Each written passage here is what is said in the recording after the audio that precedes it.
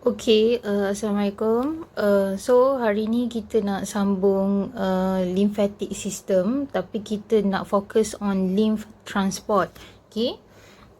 Before this kita dah belajar apa organs and then apa komponen yang involved untuk lymphatic system. So hari ni kita nak tengok flow of fluid ataupun flow of lymph inside the lymphatic system from blood circulatory system. Okay, before that kita recap balik apa function lymphatic system. So actually kita dah belajar before this in the previous video. We have 3 function of lymphatic system. Okay, but for today video we just want to cover the first and the second function of lymphatic system. Okay, the third one kita akan cover next video. So the first one adalah to collect and return interstitial fluid, so ada S kat sini, back into the blood. And then the second one to defend body against disease or pathogen by producing lymphocyte. So dua ni kita akan dapat cover at the end of this video, should be lah. Okay, so hari ni saya akan ajar lah macam mana. Okay, and then sebelum kita nak belajar macam mana lymph transport in lymphatic system, ada 2 terms baru yang kamu kena belajar. Mungkin kamu dah pernah dengar before this, tapi yang tak pernah dengar, so these are the new terms for you. The first one adalah hydrostatic pressure. Okay, so hydrostatic pressure ni paling senang saya boleh cakap adalah pressure to push out fluid from blood capillary. Okay, so pressure untuk tolak fluid. The main one adalah to push out fluid. Dia tak semestinya dekat blood capillary saja, sebab hydrostatic pressure ni dia ada juga dekat plant. Kalau dekat plant tidak ada blood kan. Dalam kes kita ni, sebab kita nak relate blood capillary, blood circulatory system dengan lymphatic system, so kita cakap pasal blood lah sekarang ni. Tapi the idea is that hydrostatic pressure kita refer kepada pressure to push out fluid. Okay, ditolak keluar lah. Okay, so dalam kes ni adalah blood pressure untuk hydrostatic pressure tersebut. Okay, another terms adalah osmotic pressure. Osmotic pressure adalah pressure to pull in fluid. Ditarik balik fluid tu masuk dalam blood capillary. Okay, so boleh set dekat otak kamu, hydrostatic pressure, pressure to push out fluid. Osmotic pressure, pressure to pull in back fluid.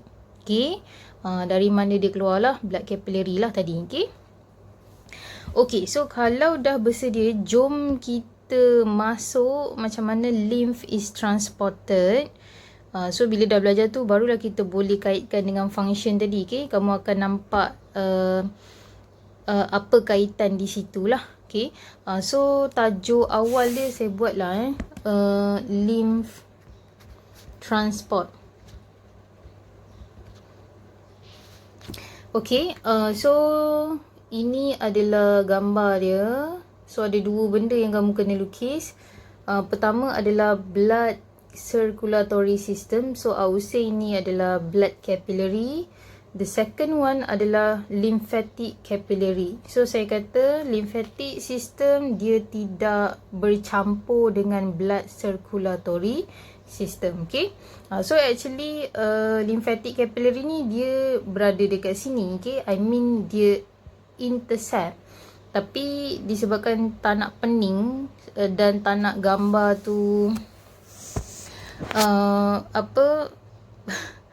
penuh, okay, so saya asingkanlah antara blood capillary dan juga lymphatic capillary.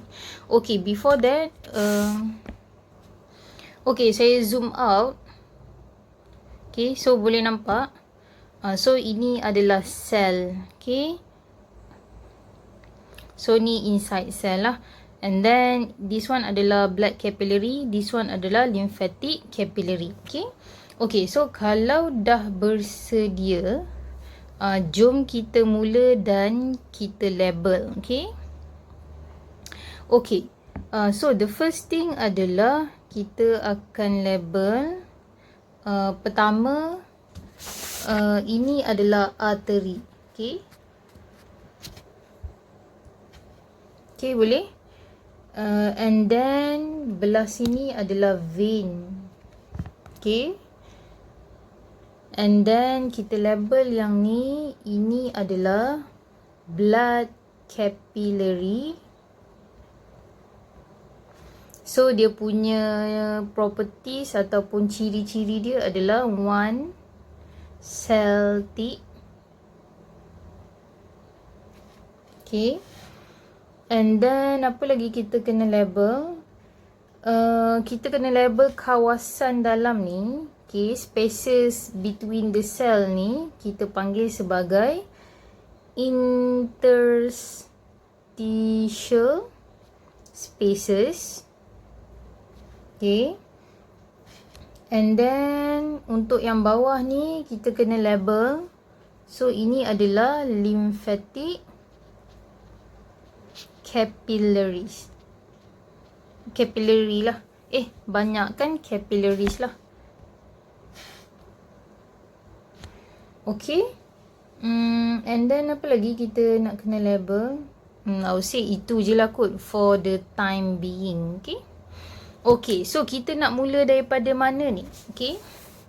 So untuk lymph transport, kita kena mula daripada arteri dan dia akan berakhir dekat vein. Okay. Sebab apa-apa deoxygenated blood kita kena, macam biasa kita akan bawa ke heart untuk dipump pergi ke lung. Okay. So dia tak boleh directly pergi ke lung lah. Okay. Kenapa kena patah balik ke heart? Sebab blood ni bila dia dah lalu tissue, respiring tissue, dia akan become deoxygenated. Okay. So last kali memang blood circulatory system dia akan going back to the heart to be pumped to the lung ataupun to the rest of the body lah. Okay.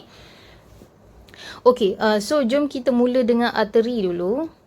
So apa yang berlaku dekat arteri? Blood dalam tu ada blood plasma. Okay. Okay. And then bila blood plasma tu lalu arteri ni size dia besar, diameter dia besar. And then dia akan masuk dekat satu lagi arteri tapi yang lebih kecil, kita panggil sebagai arteriole. Okay. Arteriole. Disebabkan arteriole ni di hujung, so kita panggil ini sebagai arteriole end. Okay. So between arteriole and artery, arteriole has smaller diameter compared to artery. Okay. So apa yang berlaku, kalau blood tu daripada large diameter, dia di-push masuk ke dalam smaller diameter. So apa jadi pada pressure? Pressure akan tinggi. Okay. Sebab diameter ataupun surface area rendah lah. Okay. So apa yang berlaku dekat arteriole end adalah arteriole end punya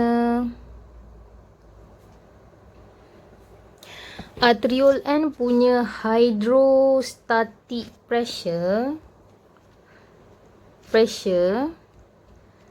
tinggi. Okay. Osmotic pressure rendah.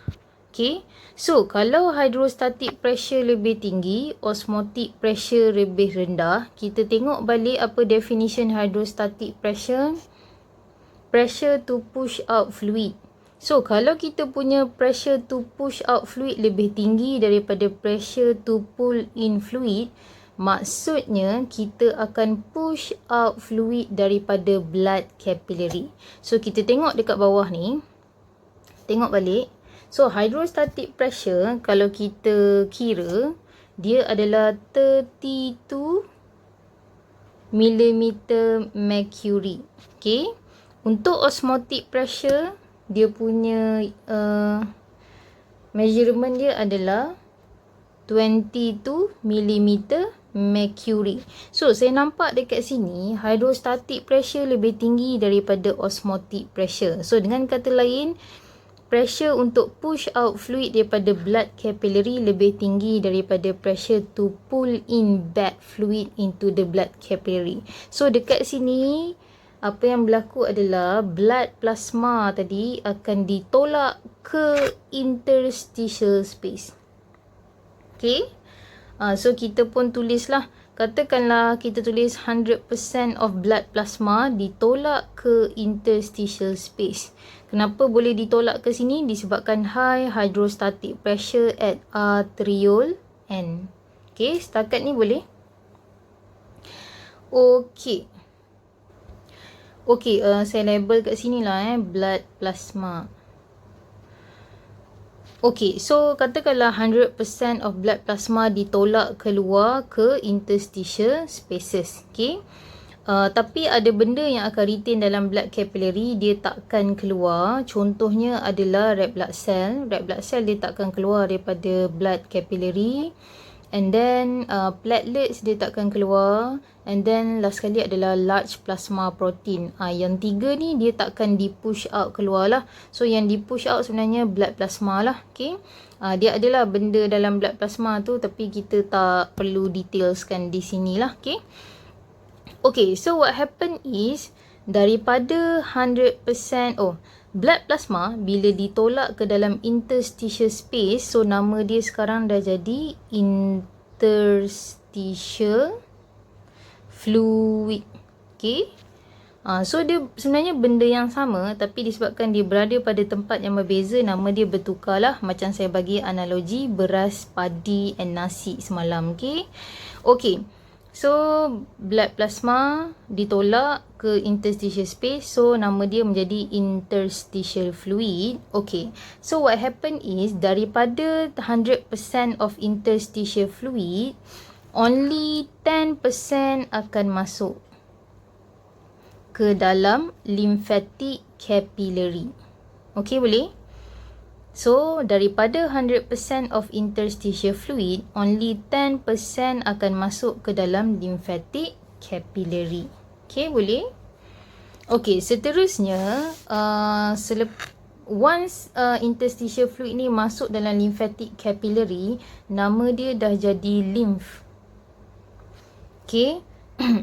So, nama dia dah bertukar lah. Okay.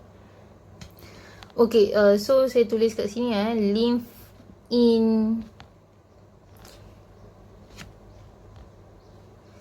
lymphatic capillary. Okay, selepas tu lymph ni ataupun fluid ni dia akan pergi kepada lymphatic vessel. Okay, yang lebih besar lah. So selepas lymphatic capillary, dia akan pergi kepada lymphatic vessel. So once dia inside lymphatic vessel, nama dia still sama juga, which is lymph. Okay, lepas dia lalu lymphatic vessel, which is diameter dia lebih besar daripada lymphatic capillary, dia akan pergi kepada lymph nodes. Saya terkeluarkan dia daripada sel je lah sebab tak cukup ni sebenarnya ruang. So dia akan pergi lymph nodes. So inside the lymph nodes, nama dia still sama lah, which is lymph. Okay. So apa yang berlaku dekat lymph nodes, lymph tu dia akan difilter dekat situ. Kenapa kita kena filter? Sebab kita nak fight against pathogen. Okay, kalau ada any pathogen dalam fluid tersebut, dalam lymph tersebut, kita akan suruh lymphocyte dengan macrophage untuk buat kerja lah, untuk fight against pathogen yang ada dalam lymph. So dekat sini, dekat lymph nodes, kita tambah sikit dia punya function dekat situ. Jawapan dia kalau soalan tanya, lymph nodes ni untuk filter lymph. Okay. To fight against pathogen.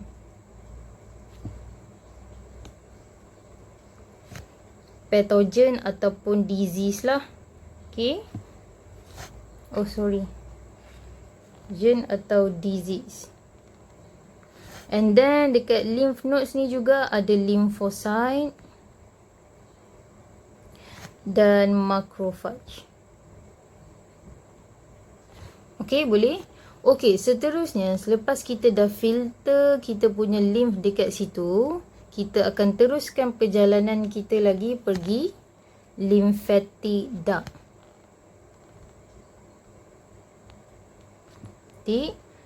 Duct. Okay. And then dekat lymphatic duct, once again nama dia still sama, which is lymph. And then after lymphatic duct, dia akan pergi kepada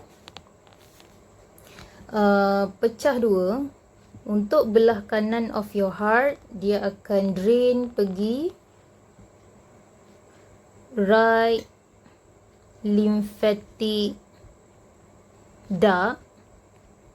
Untuk sebelah kiri, dia akan masuk thoracic duct. Okay, boleh setakat ni? Okay, disebabkan duct ni adalah bahagian daripada lymphatic system, so nama fluid tu still lymph. Okay, thoracic duct pun lymph.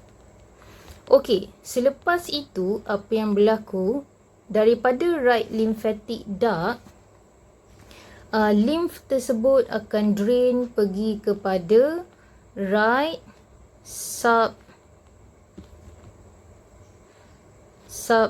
subclavian vein. Okay. So once inside right subclavian vein, nama dia jadi blood balik sebenarnya. Okay. Sebab apa? Sebab vein ni adalah sebahagian daripada blood circulatory system. Okay. So dengan kata lain, yang last kita jumpa untuk lymphatic system adalah right lymphatic duct. Okay, lepas right lymphatic duct, fluid tu terus masuk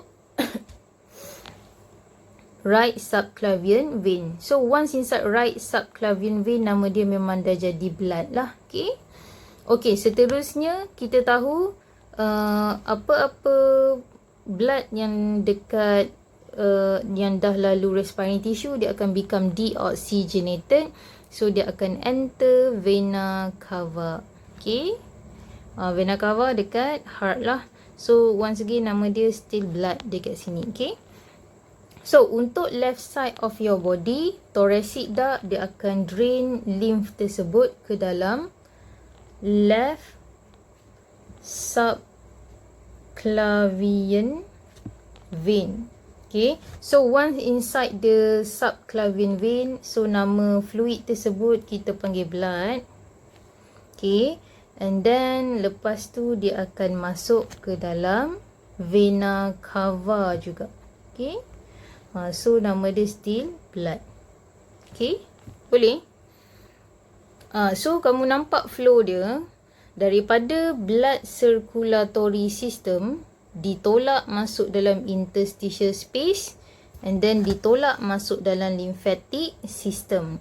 So once inside the lymphatic system, dia akan lalu lymphatic capillary, and then lymphatic vessels, and then lymph nodes, and then lymphatic duct, actually lymph duct lah. Okay, and then dia akan pecah kepada right lymphatic duct dengan thoracic duct. Okay, so untuk right lymphatic duct, fluid tersebut akan drain into right subclavian vein, and then masuk vena cava. And then untuk thoracic duct, ini belah kiri, dia akan drain the fluid into left subclavian vein. So once dia masuk dalam vein je, nama dia jadi blood balik.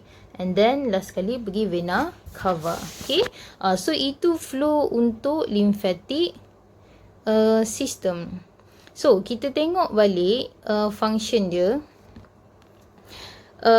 Kita baru cover yang kedua ni, function dia to defend body against disease ataupun pathogen by producing lymphocyte. Yang pertama kita dah cover ada sikit, tapi ada lagi yang saya tak ajar, to collect and return interstitial fluid back into the blood. Okay, so tadi interstitial fluid ni last kali dia masuk balik dalam blood circulatory system. Okay, so tak habis lagi ni. So tadi saya kata daripada 100% interstitial fluid, only 10% dia akan masuk lymphatic capillary.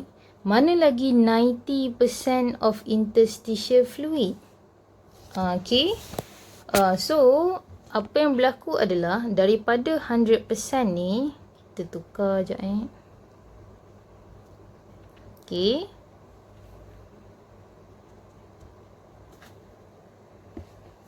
another 90% of interstitial fluid akan ditarik balik masuk dalam blood circulatory system. Okay, so kenapa ditarik balik dalam blood circulatory system?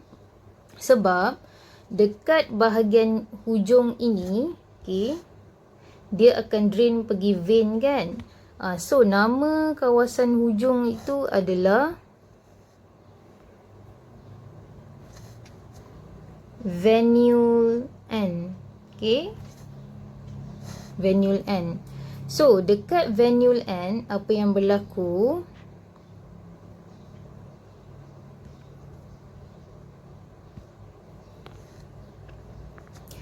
Hydrostatic pressure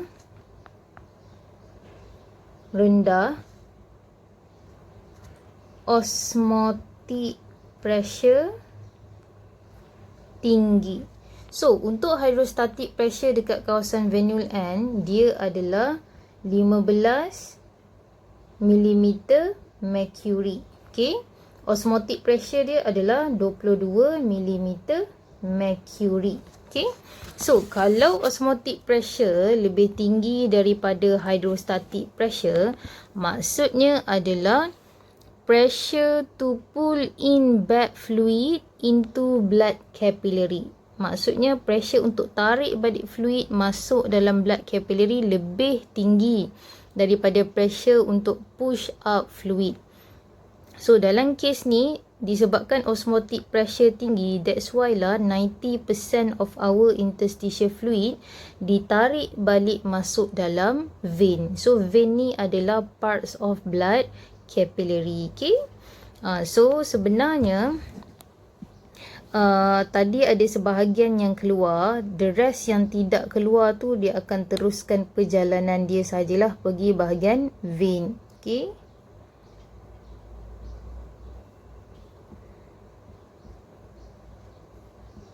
Okay. And then last sekali kita tahu, kita tukar warna lah.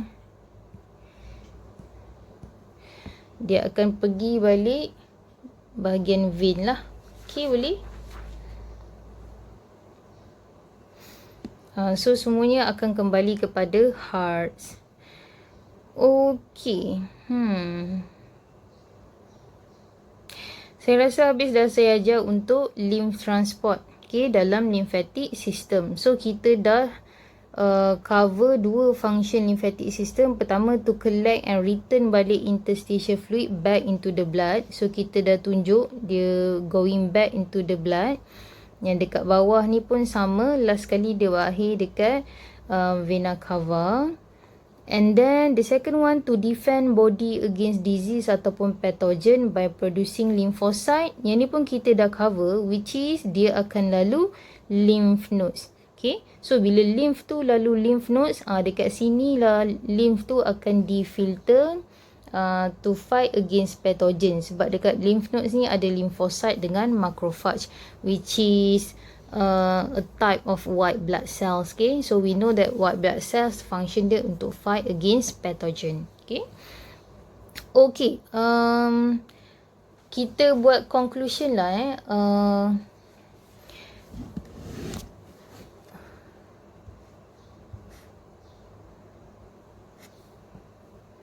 Okay, so jom kita buat sequence of fluid flow untuk kita nampak dia bergerak dari mana ke mana. So sequence of fluid flow. So pertama sekali dia datang daripada blood capillary. So and then dia akan bergerak pergi interstitial space. Okay. After that, dia akan bergerak pergi lymphatic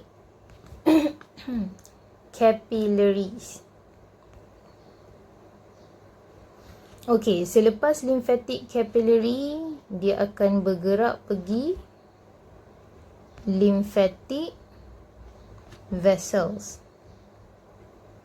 After that, dia akan bergerak pergi ke fluid tu, bergerak pergi kepada lymph nodes. And then selepas lymph node, dia akan pergi kepada lymph duct. Okay. So untuk lymph duct ni, dia terbahagi kepada dua. So yang pertama, kita pergi right lymphatic duct. The second one, kita akan pergi thoracic duct. So ni semua, ini belah kiri lah thoracic duct. Untuk right lymphatic duct, fluid tu akan drain pergi right subclavian vein.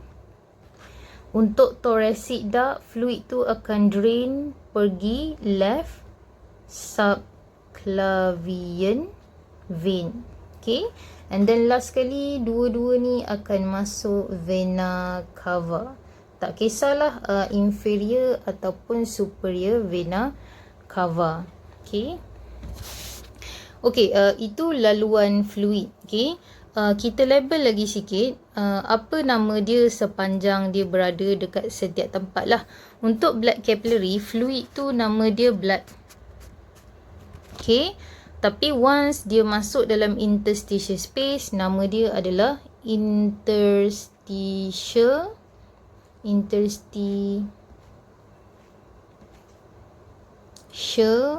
fluid.